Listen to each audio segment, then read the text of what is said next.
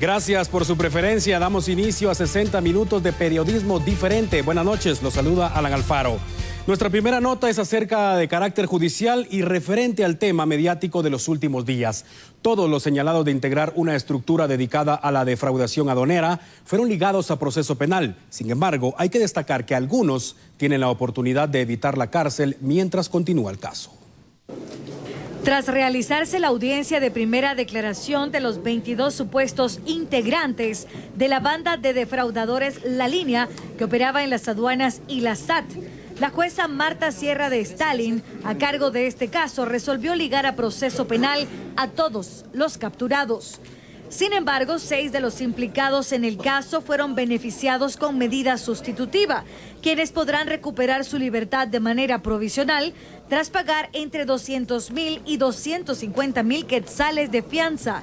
Entre los favorecidos con arresto domiciliar figura Javier Ortiz Arriaga, alias el Teniente Jerez, quien laboraba desde hacía 18 años como corredor en las aduanas y quien se presume es el jefe de la estructura criminal.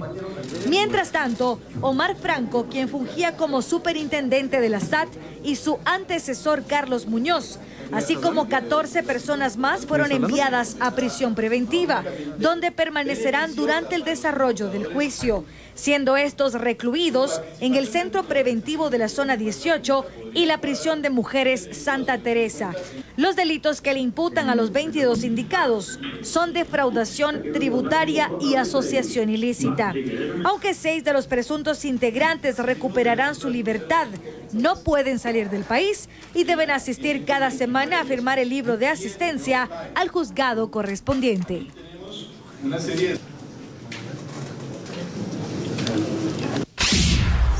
Y después de la decisión de la jueza Marta Sierra de Stalin, el sistema penitenciario ha tenido mucho trabajo.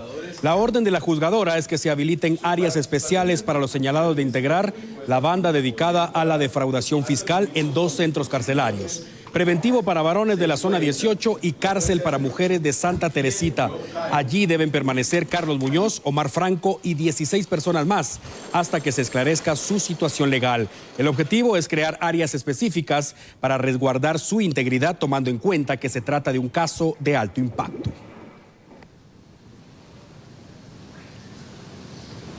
Continuamos con el tema y mientras los 21 capturados esta noche duermen en una prisión, Juan Carlos Monzón continúa prófugo de la justicia. Él es el exsecretario privado de la vicepresidencia y presunto líder de esta estructura.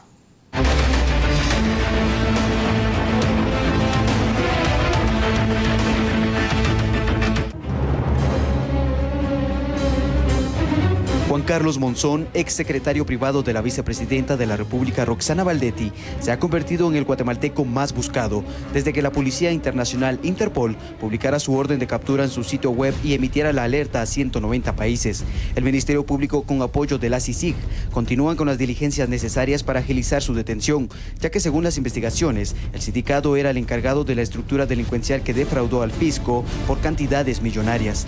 Es acusado por el delito de defraudación aduanera y asociación ilícita, y según las autoridades, Monzón tomó un vuelo con dirección a Madrid, España, en la capital asiática de Seúl, tras enterarse de su orden de aprehensión en Guatemala.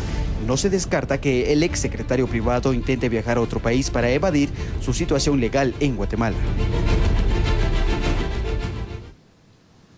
Bien, y ahora le presentamos la declaración ofrecida por un analista respecto a la búsqueda internacional de Juan Carlos Monzón. Mientras la Interpol mantiene en código rojo la orden de captura contra el exsecretario privado de la vicepresidencia de la República, Juan Carlos Monzón, analistas opinan que por el momento es importante el acercamiento e intercambio de información de las autoridades de Corea del Sur con el Ministerio Público y la CICIG, ya que fue desde esa nación donde Monzón Rojas partió a otro país al enterarse de los operativos que se realizaban en Guatemala. Es importante resaltar que Monzón Rojas aún goza de presunción de inocencia. Ahorita es muy importante la colaboración que tenga el gobierno de Corea y la policía, obviamente, los cuerpos de investigación con esta captura, porque es desde este puerto que se da la fuga y entonces las investigaciones primarias tienen que estar establecidas por qué puerto de salida fue, si fue por un terrestre, un marítimo, un aéreo, y determinar cuál es su destino. Por otra parte, este martes se pudo confirmar que la vicepresidenta de la República, Roxana Valdetti, nombró a Soledad Barrios Rivas como su nueva secretaria privada, basándose en la intachable hoja de vida de la nueva funcionaria, con una amplia hoja de vida realizada en el Ministerio Público. Y todo parece indicar que los problemas legales del exsecretario privado de la vicepresidencia han alcanzado a su hermana Irma Monzón, quien ha sido removida del cargo como embajadora de Guatemala en Ecuador. La persecución del exsecretario privado de la vicepresidenta Roxana Valdetti, Juan Carlos Monzón, ha generado repercusión para su hermana Irma Rebeca Monzón Rojas, a quien le fue solicitado, según las autoridades del Ministerio de Relaciones Exteriores, su renuncia al cargo como embajadora de Guatemala en Ecuador, pese a que contra ella no existe ningún señalamiento. A criterio de Carlos Raúl Morales, jefe de la cartera, es prudente que sea removida del cargo y así poder coayudar en las investigaciones que están en proceso. La hermana del señor Monzón es actual embajadora de Guatemala en Ecuador y preferimos mejor dejarla en disponibilidad, de conformidad con lo que establece la ley diplomática, la ley del Servicio Exterior de Guatemala. Existen casos en los que a una persona se le puede dejar en disponibilidad. A ella lo que estamos haciendo es removiéndola de su cargo en Ecuador, se le está trayendo en disponibilidad y estamos actuando de conformidad con lo que señala la ley. No hay ninguna acusación en contra de ella, no hay absolutamente nada. Es una diplomática de carrera, pero mejor, por la sensibilidad del caso, mejor preferimos traerla a Guatemala, que esté acá y en todo caso pues enviar a Ecuador a otro diplomático de carrera que nos pueda pues representar allá. Siempre en este mismo tema, el ambiente laboral en ASAT y aduanas es tenso después del escándalo de corrupción. La intendente de aduanas manifestó hoy su postura respecto a las investigaciones realizadas por el Ministerio Público y la CICIG.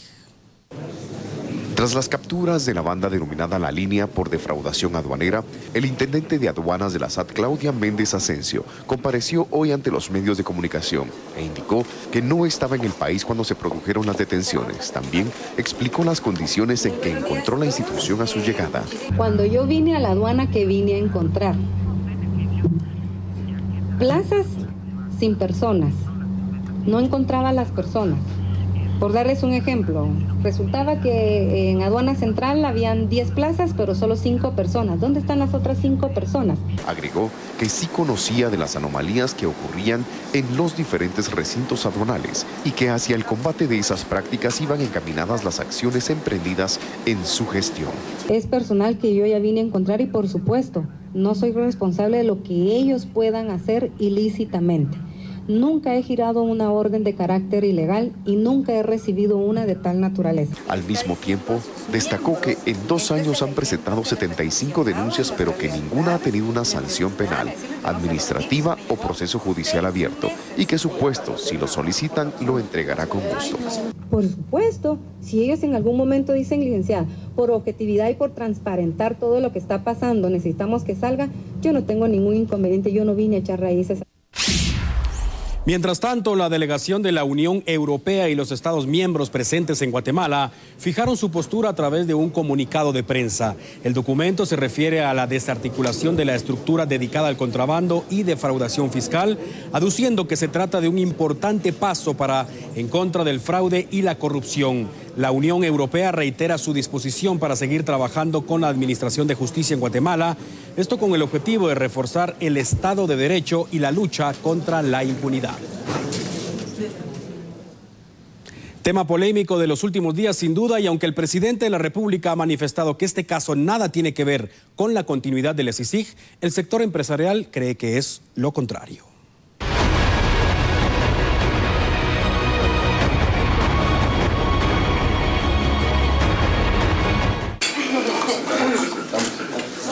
Luego de dar a conocer a la opinión pública que ya no formarían parte de la Comisión Nacional contra el Contrabando CONACON, el Comité Coordinador de Asociaciones Agrícolas, Comerciales, Industriales y Financieras, CACIF, se pronunció a favor de la continuidad de la CICIG en Guatemala.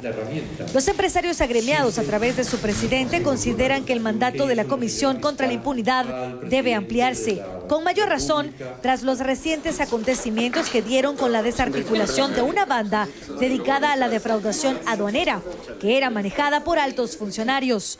El CACIF también promueve que las investigaciones se extiendan a los empresarios involucrados en esta red de corrupción. El pronunciamiento se da a menos de 24 horas que el secretario general de las Naciones Unidas comunicara sus intenciones de apoyar un cuarto periodo a la comisión en Guatemala.